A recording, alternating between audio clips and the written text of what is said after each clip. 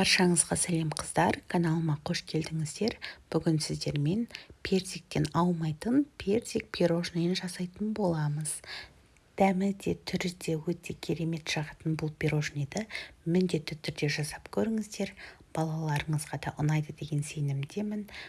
Дастархандарыңыздың көркін ашатынына 100% кепілдік беремін. Алдымен таза ыдысымызға жұмыртқа мен қантты қосып, ағарғанша араластырамыз.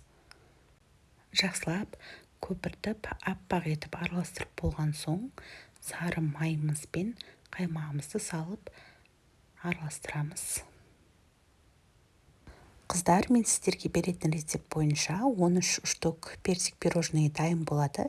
Егер сіздер көбірек дайындаймын деп шешсеңіздер, онда құрамындағы заттарды көбейтіп өздеріңіз шығарып алсаңыздар болады.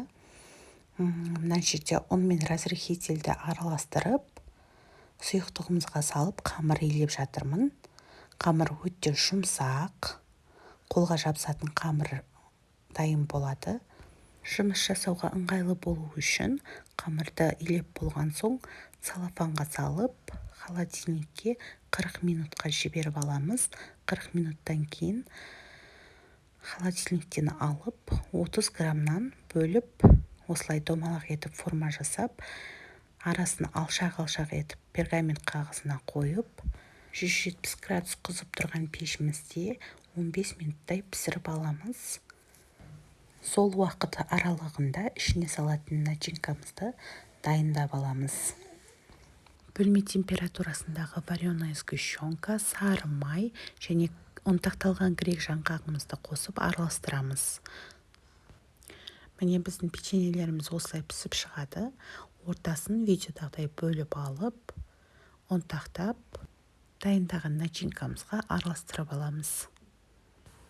Екі ыдысымызға кішкене су құйып, біреусіне қызыл краситель, екіншісіне сары красителімізді салып араластырамыз. Бір ыдысымызға қантымызды салып дайындап аламыз. Барлығын осылай дайындап алған соң, пирожныйымызды жинаймыз. Печеньеміздің ішіне начинкамызды салып, бір жағын қызылға, екінші жағын сарыға батырып, қантқа аунатып аламыз. Дәл осылай барлығын қайталап шығамыз.